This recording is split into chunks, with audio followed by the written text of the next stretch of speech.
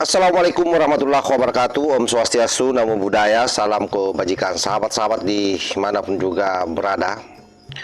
Sampai detik ini tidak ada satupun juga klarifikasi daripada yang dimaksudkan oleh Farhad Abbas, pengacara RH dan Tea.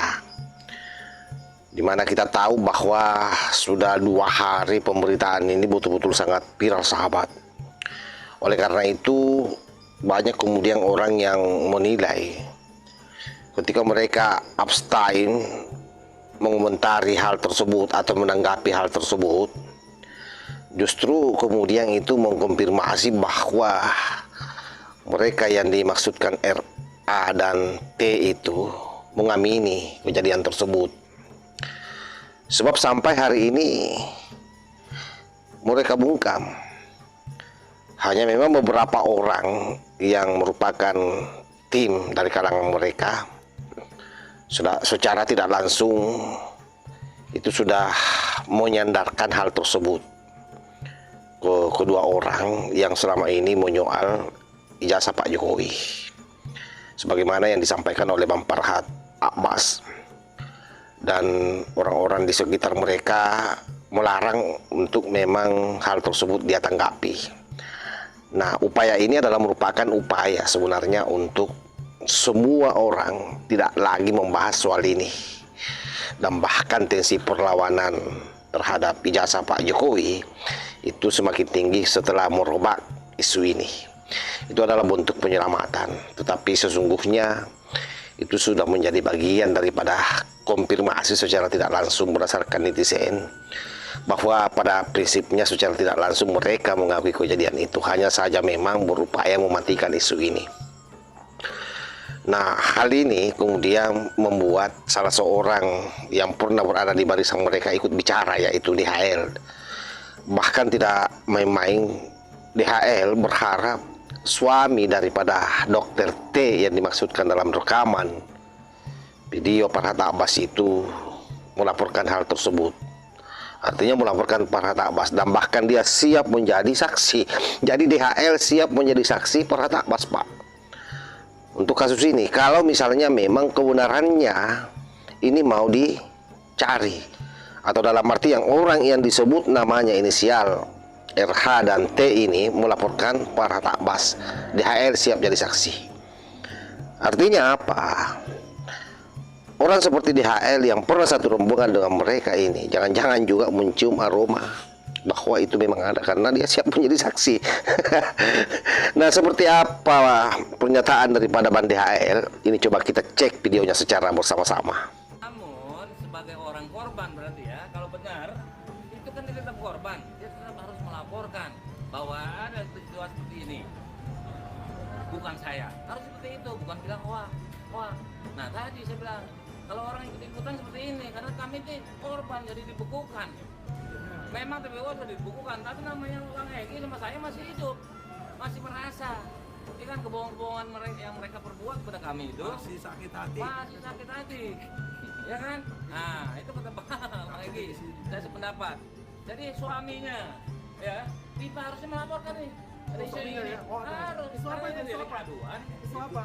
Nah, tadi kita dia belum dengar ya. Kita mengulang jadinya. Nah, padahal udah tahu saya rasa. Ya, pertanyaannya waktu itu Pak DHL ada di lokasi yang disebut apa enggak gitu. Pertanyaannya gitu. Oh, tidak.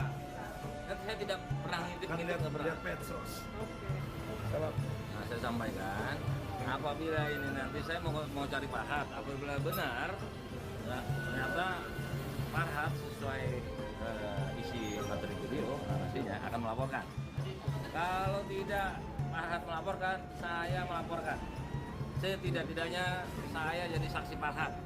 Kasih tahu Farhad ya. Walaupun saya sudah. Nah, kalau Farhadnya benar, Farhad yang tangkap gitu. Ya, oke. Udah ketemu Farhad baru udah hubungin Saya Farhad. sudah chat-chatan dengan Roy juga, dengan siapa lagi? Dengan Repli juga udah. Cuma mereka nggak mau jawab, ya kan? Nah, resiko dia, ya. Nah, ngaku dihianati, seolah-olah saya temannya kan? Kita bukan temannya. Kalau seperti ini. Nah, kalau kita mendengar apa yang disampaikan oleh Bang DHL, itu akan semakin menumbuhkan keyakinan publik atau netizennya dengan apa yang disampaikan oleh para tabas. Apalagi kita tahu bahwa para tabas ini kan pengacara. Seorang pengacara tentu akan sangat berhati-hati bicara tanpa ada bukti. Kalau sahabat-sahabat ingat dulu bagaimana beliau pernah mengatakan bahwa ada surat kematian Rismon Sianipar, dan seluruh orang yang mendengar waktu itu hampir tidak ada yang percaya, dan bahkan secara terang benderang disampaikan di depan salah satu TV nasional, sahabat. Dan apa yang terjadi setelah Bang Bil offside bersama dengan Roni Togo ke Yamaguchi, Jepang, ternyata hal tersebut betul-betul terkonfirmasi bahwa ada memang, dan yang mengirim itu adalah istrinya Pak Rismon Sianipar. Jadi memang tidak main-main intelijennya ini para tabas ini, sehingga wajar saja kalau kemudian masyarakat menganggap bahwa ini kejadiannya benar, karena ada hal yang pernah disampaikan oleh Bang Para Tabas dan kemudian hari itu terbukti, apalagi dengan tidak ditanggapinya video ini yang sudah 2 hari sangat viral. Itu bertanda bahwa jangan-jangan memang kejadian itu ada. Nah, untuk melengkapi kembali memori kita, coba kita dengar ulang bagaimana pernyataan daripada Bang Para Tabas terkait dengan video yang lagi kita bahas ini, sahabat. Ini dia videonya.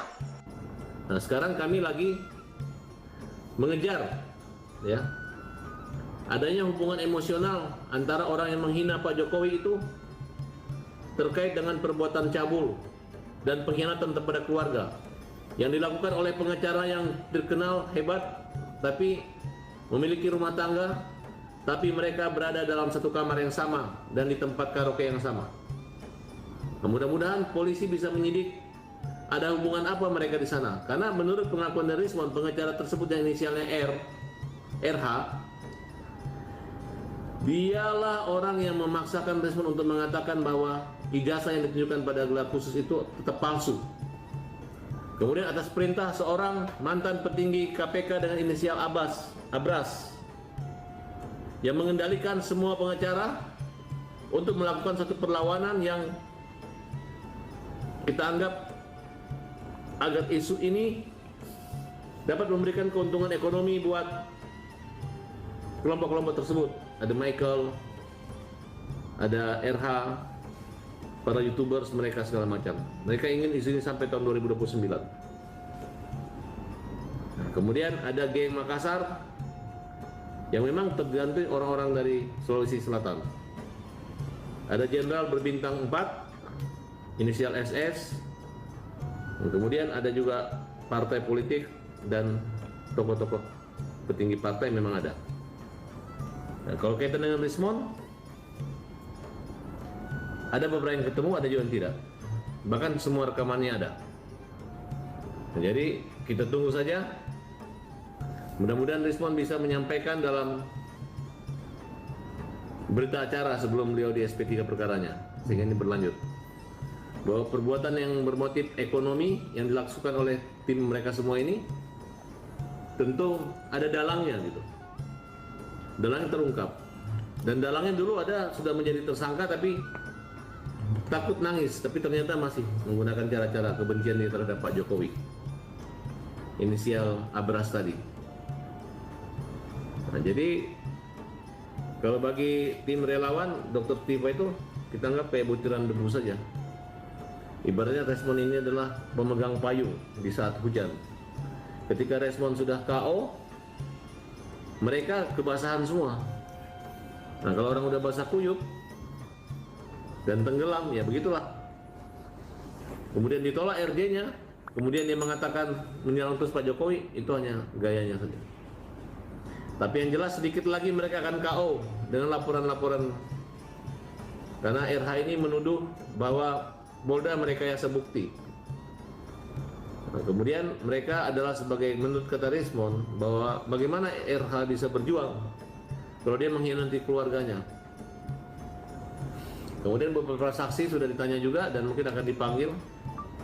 Hubungan spesial yang membuat atau mengancam jika Dokter P ini mengikuti Jack Rismond, maka hubungan pribadinya mungkin akan terbongkar atau terungkap. Tapi walaupun tidak masalah kita bersatu, kami akan segera mengungkap kasus itu semua, ya.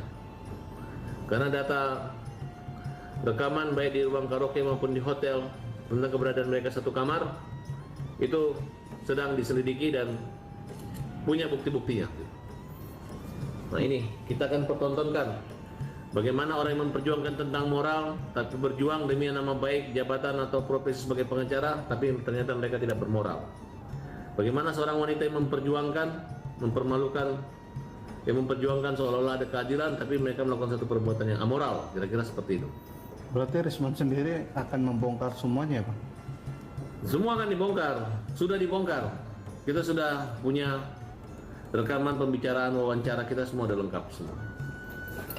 Jadi kalau dikatakan Tentu ini menjadi fenomena tersendiri memang di dalam kasus ijazah Pak Jokowi, bahwa banyak bumbu-bumbu isu-isu lain, termasuk isu yang mengarah kepada hal yang sifatnya pribadi, yang banyak orang mengatakan bahwa ini sesungguhnya tidak layak untuk dibahas karena yang diserang adalah pribadi. Tetapi sahabat-sahabat juga mesti garis bawahi bahwa yang mereka lakukan selama ini, Pro ICS, Tipa, baik pengacaranya, Repli, lalu kemudian si X HTI, si Tompel itu kan yang dia serang juga pribadi Pak Jokowi. Kalau kita bicara masalah ijazah sahabat, ijazah itu adalah masalah pribadi sebenarnya. Tetapi apa yang mereka lakukan, bahkan lebih gilanya lagi, mereka sampai ke kuburan orang tua Pak Jokowi. Coba kurang ajarnya. Itu bahkan hal yang paling privasi lagi itu. Tapi apakah mereka peduli? Hal itu mereka kapitalisasi kan. Bahkan mereka secara langsung di depan makam orang tua Pak Jokowi. Betapa biadabnya mereka. Oleh sebab itu, sekali lagi sahabat-sahabat sekalian, wajar saja kalau isu yang mendera mereka hari ini itu betul-betul membuat mereka secara moral terdegradasi. Oleh sebab itu, keyakinan saya apapun yang disampaikan oleh mereka-mereka ini ke depan, hanya rakyat yang betul-betul dungu yang mau mengamininya, yang mau mendengarnya, yang mau percaya dengan apa yang mereka sampaikan. Saya kira demikian. Wallahul muwaffiq ila aqwamit thoriq. Wassalamualaikum warahmatullahi wabarakatuh.